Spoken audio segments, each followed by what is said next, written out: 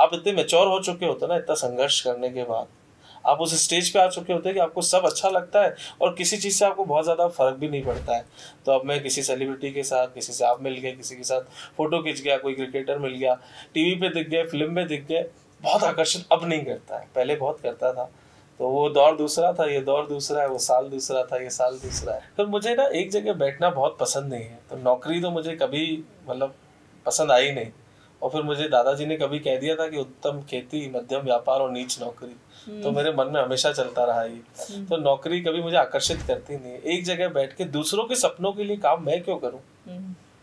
अगर मैं दूसरों के सपनों के लिए काम करूंगा तो मेरे सपने कब पूरे होंगे? खुशबू को और बदबू को 100 तालों में नहीं रोक सकते आप, कितने भी लगा दीजिए। जिसको जो करना है वो आज करेगा, कल करेगा, 10 साल बाद करेगा। मैं कर रहा हूँ जो मुझे करना है। Hey guys, welcome to the Madhu Chaudhary podcast. आज हमारे साथ हैं मोहित शिवानी जी।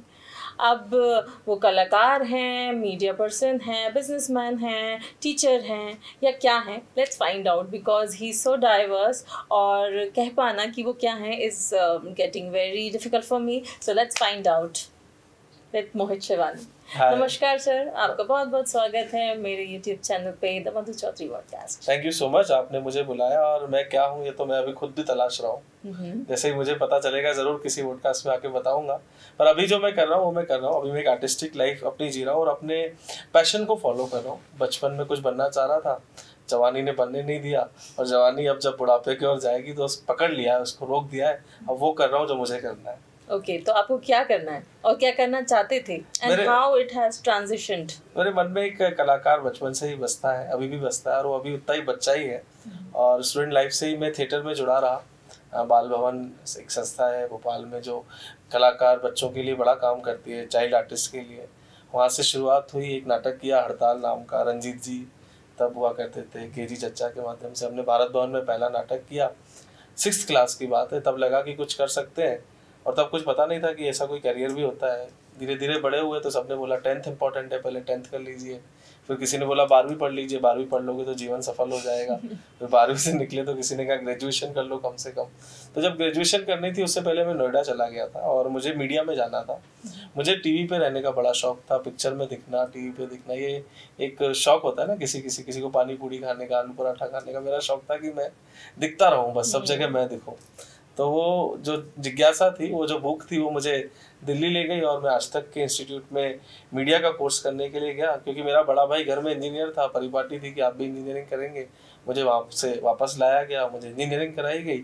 पर इंजीनियरिंग के दौरान मैंने तय कर लिया था कि इंजीनियरिंग की डिग्री मेरे काम की नहीं है। जरूर मैं ऑनर्स इंजीनियर हूँ, पढ़ा लिखा इंजीनियर हूँ मैं, पर मैंने आज तक अपनी डिग्री नहीं ली है। मैं पॉडकास्ट में पहली बार ये कहना चाहूँगा कि जिस इंस्टीट्यूट से, जिस विश्वविद्यालय से मैंने इंजीनियरिंग की, उसकी डिग्री में कभी लेने नहीं गया, क्योंकि मुझे मालूम था कि इस डिग्री के दम पे मेरा कुछ नहीं होना है।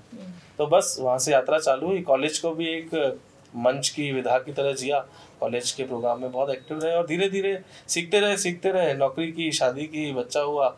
फिर अब लगा कि अब कोई दायित्व बहुत बड़ा नहीं बचता है, अब सब कुछ छोड़ के नौकरी भी छोड़ दी और अब अपने मन का कलाकार को जीवित किया है, मंच के कार्यक्रम कर रहा हूँ। तो कैसे आपको लगा कि इस डायरेक्शन में जाना है और इस डायरेक्शन में नहीं जाना? Because it's very difficult. जैसे आप बोल रहे हो डिग्री नहीं ली, तो फैमिली का बहुत ज़्यादा प्रेशर हुआ होगा ऑब्वियसली। हाँ, मैं अभी आपको जवाब नहीं देके सीधे उन लोगों से बात करता हूँ जो इस असमंजस में है। सब एक एक बार कर लीजिए, मम्मी पापा की भी मान लीजिए, बीवी की भी मान लीजिए, बच्चों की भी मान लीजिए, फिर अपनी मानिएगा आखिरी में। पर मानिएगा ज़रूर, खुद का जो आपको करना है वो करिएगा ज़रूर। उन सबको सेटिस्फाई कर लीजिए, उन सबकी जिज्ञासा, उन सबकी इच्छाएं पूरी कर लीजिए, क्योंकि वो भी हमारी मोरल रिस्पॉन्सिबिलिटी है। मेरे बाप की इच्छा है मेरा बच्चा नौकरी करे, वो भी कर लीजिए। आपकी पत्नी की इच्छा है कि आपके पास एक बंगला हो, एक गाड़ी हो, कार हो, वो खरीद लीजिए। जब सारे दायित्वों से मुक्त हो जाए तब एक बार ज़रूर मन की ज़रूर करिएगा। जब आप मन की करते हैं ना, ये सारी चीज़ें आपके पीछे भागती हैं। तो ये असमंजस, ये जो संघर्ष था, ये चलता रहा और इसको मैंने बहुत एंजॉय किया है। तो मुझे लगता है कि मैंने अपनी माँ को भी कभी नाराज़ नहीं किया, पिता को भी नहीं किया। मेरी बीवी भी मुझसे खुश है, मेरा बच्चा भी 4 साल का है, तो उसका कहना मुश्किल है, पर मैं उम्मीद करता हूँ कि वो भी जब बड़ा होगा तो वो मानेगा कि मैं एक अच्छा पिता हूँ। तो मैं अपने दायित्वों से पीछे नहीं भागा हूँ, मेरी रिस्पॉन्सिबिलिटीज़ को मैं मान रहा हूँ, पर मैं अपने मन को नहीं मनवा रहा हूँ कभी। मैं वो कर रहा हूँ जो मेरा मन कह रहा है। मुझे लगता है कि आप टीवी पे दिखने भी लगे हैं और बहुत ज़्यादा ही दिख रहे हैं आजकल। हाँ, तो हाउ डू यू फील कि जो आपने सोचा था कि हाँ मैं हर जगह दिखूं एंड वो अब दिख रहे हैं, तो आपको क्या लगता है खुद को देखकर? खुशी तो बहुत होती है, पर शायद इन शब्दों का इस पॉडकास्ट में उपयोग नहीं करना चाहिए। पर जीवन ना एक कुत्ते की तरह होता है। कुत्ता कैसा, वो गाड़ी के पीछे भागता है जीवन भर, और भागता है भागता है भागता है, फिर गाड़ी ब्रेक मारती है, कुत्ता खड़ा हो जाता है और फिर कुत्ता लौट जाता है। तो एक्चुअली हम सब भी बहुत चीज़ों के पीछे भागते हैं। जीवन के इस पड़ाव पे आके ऐसा लग रहा है कि जिस चीज़ को मैं करना चाह रहा था, पर अब मुझे नहीं मालूम है कि अब मैं क्या करूँगा। मेरे पास आगे की प्लानिंग नहीं है। आप इतने मैच्योर हो चुके होते ना, इतना संघर्ष करने के बाद आप उस स्टेज पे आ चुके होते हैं कि आपको सब अच्छा लगता है और किसी चीज़ से आपको बहुत ज़्यादा फर्क भी नहीं पड़ता है। तो अब मैं किसी सेलिब्रिटी के साथ, रवीना टंडन के साथ फिल्म कर ली, अक्षय कुमार के साथ मिल गए, किसी से बातचीत हो गई, कोई ने आपको गले लगा दिया, किसी से आप मिल गए, किसी के साथ फोटो खिंच गया, कोई क्रिकेटर मिल गया, टीवी पे दिख गए, फिल्म में दिख गए। बहुत आकर्षण अब नहीं करता है, पहले बहुत करता था। तो वो दौर दूसरा था, ये दौर दूसरा है, वो साल दूसरा था, ये साल दूसरा है। तो अल्ताफ राजा ने कहा था कि वो चीज़ें बदल रही हैं तो बदल ही रही हैं। So there are no future plans at the moment? Not yet. मैंने अभी कुछ प्लान नहीं किया है, क्योंकि अभी मैं एक राम मंदिर एक कार्यक्रम कर रहा हूँ, ईश्वर का काम है वो, उसमें लगा हुआ हूँ। तो उसमें एक चौपाई मैंने पढ़ी थी कि होई सोई जो राम रची राखा, होगा तो वही जो प्रभु ने प्लान किया है। तो मैं प्लान करके अब कुछ नहीं करना चाह रहा हूँ। जो भगवान ने मेरे लिए प्लान किया है, जो प्रारब्ध में मेरे लिए लिखा गया है, वो मुझे मिलेगा। मुझे अपना कर्म करना है, मुझे अपने एफर्ट्स देने हैं, मैं दे रहा हूँ। मुझे ऑडिशंस का कॉल आता है, मैं वो भी देता हूँ। मुझे स्टेज की लाइव शोज़ के लिए बुलाया जाता है, मैं वहाँ भी जाता हूँ। मुझे आप जैसे लोग, सम्मान्य लोग पॉडकास्ट के लिए बुलाते हैं, मैं यहाँ भी आ जाता हूँ। मुझे कोई छोटे मंच पे 20 लोगों की गैदरिंग में बुलाते हैं कि हंसा के जाइए, वहाँ हंसा के भी जाता हूँ। तो अब मैं वो कर रहा हूँ जो मेरे पास खुद चल के आ रहा है। कुछ चीज़ें मैं मांग भी रहा हूँ, मुझे समय के साथ मिल भी जाएगा और मिल भी रहा है। मैं अभी संतुष्ट भाव में भी हूँ और मन में अभी भी मछली की तरफ चल भी रहा हूँ। मेरी मछली बिन पानी कैसे चल, वो भी है। दोनों इमोशंस के साथ जी रहा हूँ मैं। आप स्टैंड अप कॉमेडी भी बहुत करते आए हैं, तो कैसा आप प्रिपेयर करते हैं? इट्स ऑन द स्पॉट या अपना लाइव किचन है। मुझे चीज़ें से ही कुछ मिलता है तो बता देता हूँ। सिंधी समाज में क्योंकि बहुत ज़्यादा स्टैंड अप कॉमेडियन नहीं हुए, परमानंद प्यासी जी हुए और अशोक सुंदरानी जी हुए, दुर्भाग्यवश अभी उनका देहांत हो गया। तो बहुत ज़्यादा लोग नहीं है, तो काम मिलने लगा तो तैयारी करने लगे, तैयारी की तो लोगों को पसंद आ गए, तो सिंधी समाज में स्टैंड अप कॉमेडी करने लगे। तो वही मैंने कहा, जब जब चीज़ें बन के आई मेरे पास, मैंने वो किया। तो स्टैंड अप कॉमेडी भी कोई मेरा प्लान नहीं था। मैं अशोक गुलानी जी के साथ नाटक करता था, बच्चा था, बच्चे को ऐसे हास्य के रोल मिलने लगे, चाइल्ड आर्टिस्ट थोड़े बड़े हुए तो कॉमेडी के 4-5 रोल कर लिए। किसी ने बोला हंसाते अच्छा हो तो हंसा दिया किसी दिन।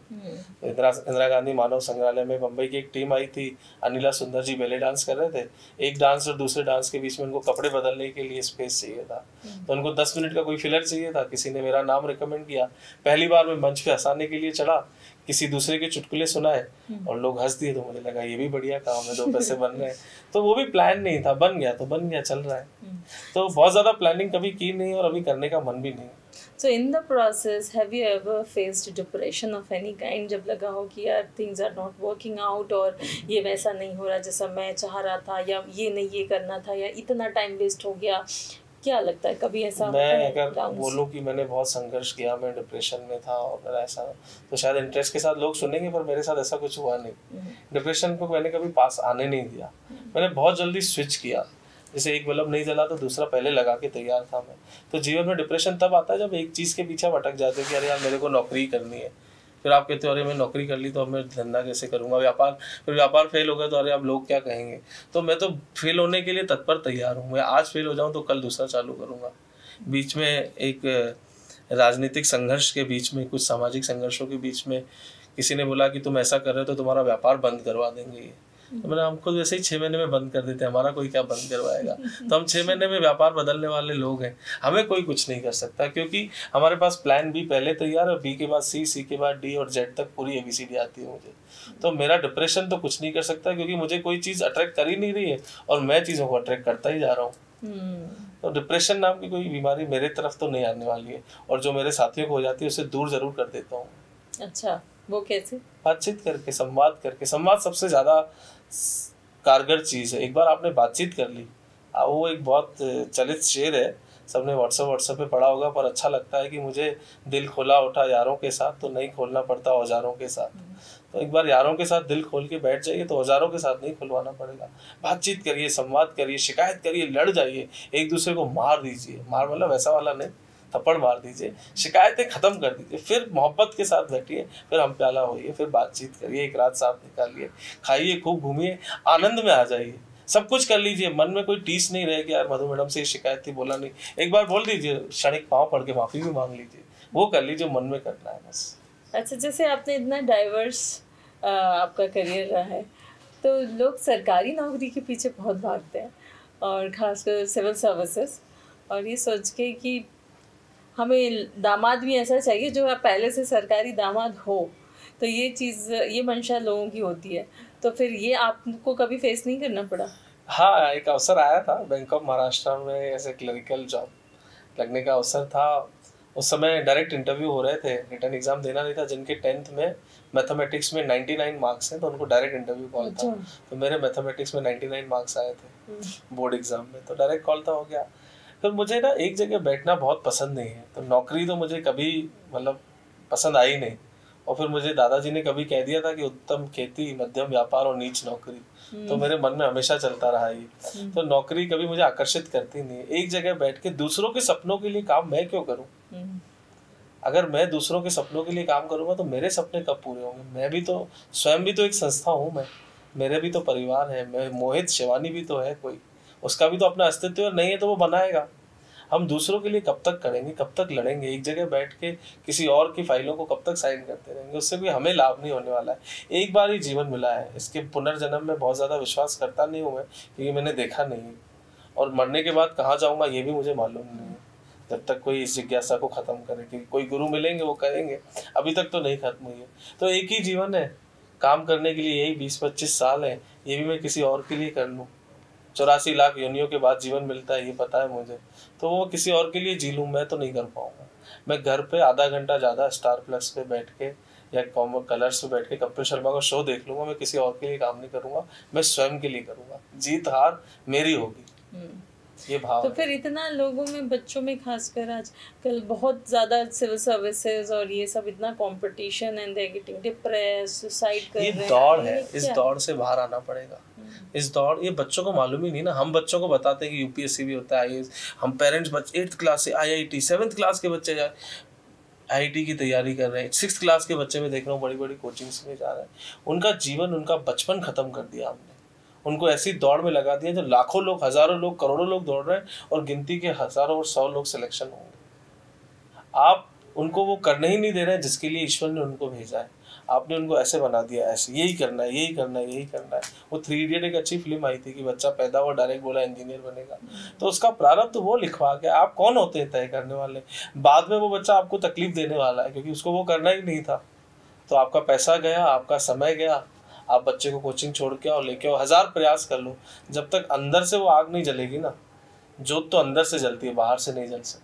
एक बार अंदर से बच्चे के मन में आ जाए यूपीएससी करना है, IAS करना है, उससे अच्छा कोई जॉब नहीं है। अंदर से आ जाए इंजीनियर बनना है, इससे अच्छी कोई विधान नहीं है। एक अंदर से आ जाए डॉक्टर बनना है, इससे पास कोई स्पेस नहीं है, इससे पास कोई जॉब नहीं है। कोई व्यापार और कोई फील्ड खराब नहीं है, पर उसको करना चाहिए जो उसके लिए बना है, नहीं तो मेरिट लोगों के लिए समस्या हो जाती है। आप डोनेशन देके बच्चे का एडमिशन करा देते हो, डॉक्टर के बेटे डॉक्टर बन जाते हैं, वो गलत ऑपरेशन करते हैं, कितनों की जान चली जाती है। तो ये सब नहीं करना चाहिए। पूछ लेना चाहिए बैठ के, बच्चा बेटा बता तुझे क्या करना है, 10 बार पूछना। जैसे पूछते हैं ना आजकल, बेटी तेरा कोई रिश्ता तो नहीं चल रहा है, बेटे तेरा कहीं चल तो नहीं रहा है, पहले ही बता दे। ऐसा क्यों पूछते हैं कि बात की समस्या नहीं हो। ऐसे ही करियर के लिए भी पूछ लेना चाहिए, बेटा बताओ तुम्हें क्या करना है, तुम्हें एक्टिंग करनी है तो ये कोई औरंगजेब नहीं बनना है। जैसे कोई बच्चा बोले एक्टिंग करनी है तो उसका गला काट दो, नहीं नहीं एक्टर नहीं बनेगा। गायक कैसे बनेगा, हमारे खानदान में कोई नाचने वाला तो हुआ ही नहीं। ये सब नहीं करना चाहिए, हम उस युग में जी भी नहीं रहे। आप नहीं रोक सकते खुशबू को और बदबू को 100 तालों में नहीं रोक सकते। आप कितने भी लगा दीजिए, जिसको जो करना है वो आज करेगा, कल करेगा, 10 साल बाद करेगा। मैं कर रहा हूँ जो मुझे करना है, अपने जीवन के अलग पड़ाव पे कर रहा हूँ। शायद पहले करता तो और अच्छा करता, शायद ईश्वर ने आज लिखा होगा करना तो अभी ठीक ठाक करने लगा हूँ। तो वो समय के साथ चीज़ें मिलती हैं, वो भी इतना धैर्य भी रखना चाहिए। और हमें ज़्यादा बच्चों को जिद भी नहीं करनी चाहिए। पहली वाली बात में मैंने यही कहा कि एक बार सबकी मान भी लो, तो ये बैलेंस बिठाना पड़ेगा, ये मिक्सचरण है बाकी चीज़ों का भी। So you're going to be a very good father in that sense, huh? मुझे नहीं मालूम है, वो मेरा बच्चा बताएगा कि मैं अच्छा पिता बनूंगा कि नहीं बनूंगा। मैं प्रयास करूंगा, मेरे एफर्ट्स में कमी नहीं होनी चाहिए। आपके अगर एफर्ट्स करेक्ट है, इंटेंशन करेक्ट है, तो देर से ही सही मिलेगा। और अगर इंटेंशन गलत है तो आपको हो सकता है क्षणिक मिल भी जाए पर लंबा नहीं चलेगा। गलत इंटेंट से किया हुआ कोई भी काम सही नहीं हो सकता, और सही इंटेंट से किया हुआ काम कोई भी गलत नहीं हो सकता। आपके इंटेंशन करेक्ट होने चाहिए। आप और मैं आज यहाँ बैठे एक इंटेंशन के लिए बैठे हैं। एक पॉडकास्ट बनेगा, लोग देखेंगे, कुछ व्यूज आपको मिलेंगे, कुछ कमेंट मुझे मिलेंगे, लोगों के जीवन में थोड़ा बदलाव आएगा। एक करेक्ट इंटेंशन के साथ हम बैठे हैं, हम लोग म्यूचुअली डिसाइड कर चुके हैं, तो ये चीज़ खराब नहीं होने वाली है, लोगों को पसंद आनी है। अगर मैं गलत इंटेंशन से आता कि मैं ये होऊंगा तो फिर ये हो जाएगा, मेरा ये स्वार्थ है, गलत इंटेंशन से सही चीज़ नहीं की जा सकती। राइट। तो आपके फ्यूचर प्लान्स क्या है, ये तो मैं जानना चाहती हूँ। मेरे फ्यूचर प्लान्स ये हैं कि मैं सबको खुश कर सकूं। मेरा बहुत मन है कि जीवन में जितने भी लोग मुझसे जुड़े वो खुश रहें, पुराना कोई छूटे नहीं, नया कोई रूठे नहीं। ये सब मुझे प्रयास करना है। मैं संबंधों पे बहुत विश्वास करता हूँ, तो मेरा कोई प्लान नहीं है कि मैं बड़ी गाड़ी खरीदूंगा, ऑफिस बनाऊंगा, बड़ा बंगला बनाऊंगा, LIC की पॉलिसीज ले लूँगा, म्यूचुअल फंड्स में डालूंगा, शेयर मार्केट में पैसे बनाऊंगा, फिल्में बनाऊंगा, ऐसा कोई प्लान नहीं है। मेरा प्लान ये है कि मेरे संबंध मुझसे खुश रहें। एक बार जब मैं किसी महफिल से चला जाऊँ तो लोग बोले यार आधा घंटा और बैठा रहता। किसी महफिल में नहीं जाऊँ तो 10 फोन आने चाहिए, मोहित भाई आ जाओ, बैठो, बातचीत करते हैं। आपके लोग, आपके आजू बाजू के लोग अगर आपसे खुश हैं तो आप सफल हैं। ये सफलता का मूल नियम है। आपसे मुझसे मिलके आधा घंटा आपको अच्छा लगा, मैं घर गया, आप शाम तक किसी को कहते रहो कि मोहित नाम का कोई आया था, अच्छी बात करके गया, ये मेरी सफलता है। मेरा प्लान यही है कि मेरे संबंध और मेरे रिश्ते और मेरे फ़ोन बुक में जो 2-4-5 हज़ार नंबर है, इनसे मैं संपर्क में रहूँ और इस फ़ोन बुक को और बड़ा करता रहूँ। How sweet, how beautiful। मैंने ऐसा सपना किसी का नहीं सुना।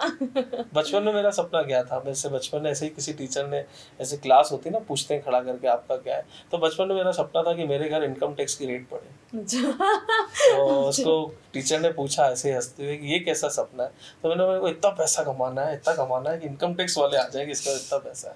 तो हर समय के साथ आपके सपने भी बदलते हैं। आप धीरे धीरे मैच्योर होते तो आपको लगता है पैसा तो बहुत क्षणिक था, पैसा तो आया और चला गया, पैसे से तो मान सम्मान तो मिला, रिश्ते टूट गए, फिर आपको लगता है रिश्ते संभालो। पैसे का क्या है, पैसा बाय प्रोडक्ट है। मैं फिर कह रहा हूँ, जितने लोग ये देख रहे हैं और जितने लोग इसको अभी रिकॉर्ड भी कर रहे हैं, और आपके लिए और मेरे लिए, पैसा बाय प्रोडक्ट है। पैसा तो अपने आप चल के आएगा, महालक्ष्मी की कृपा होनी है। आप इंटेंशन करेक्ट रखिए। जिसने जीवन दिया है वो खाना भी देगा, गाड़ी भी देगा, कपड़ा भी देगा, ये उसका टेंशन है। जैसे आप बच्चा पैदा करते हो तो आप टेंशन पालते हो ना, तो ईश्वर ने हमको पैदा किया, उसका टेंशन है, वो देगा। आप करेक्ट इंटेंशन में एफर्ट सही करते चलिए और खुश रहने की आदत डालिए। अगर आप शिकायतों की आदत डालेंगे तो फिर कुछ नहीं हो सकता। Wow, what a wonderful thought, and thank you for joining us, and we are enjoying, and हम चाहते हैं कि आप तीसरी बार भी हमारे शो पे आए, and thank you for coming। Thank you so much, और आपने बुलाया उसके लिए बहुत बहुत धन्यवाद। और मैं तीसरी बार क्या, हर बार वीकली एक शो कर सकता हूँ आपके साथ। मैंने खुद ही कहा कि मुझे टीवी पे दिखना अच्छा लगता है, मैंने खुद ही कहा कि मुझे स्क्रीन पे देखना अच्छा लगता है। मेरे वीडियो कितने लोग देखेंगे मुझे नहीं मालूम, पर 100-200 बार तो मैं ही देख लूंगा, ये पक्की बात है। तो ये व्यूज तो पक्के हैं कि मैं स्वयं ही देखता रहूंगा। मैं बहुत but it's a very good idea कि हम ऐसा कुछ कर सकते हैं कि हम एक वीकली शो भी स्टार्ट कर सकते हैं। ये हमें ऑडियंस से भी पूछना पड़ेगा कि वीकली हमें सुनना चाहेगी कि नहीं। फिर भी आपने बुलाया, आपका धन्यवाद। और जब जब मुझे आपकी ज़रूरत पड़ेगी तो मैं खुद बोल दूंगा कि मेरा एक पॉडकास्ट कर लीजिए, मुझे लोगों तक पहुंचना है, क्योंकि आपकी रीच बहुत अच्छी है, बहुत सारे लोग आपके कार्यक्रम को देखते हैं। आपके कार्यक्रम के बाद हमारा भी थोड़ा नाम हो जाता है। धन्यवाद। Thank you.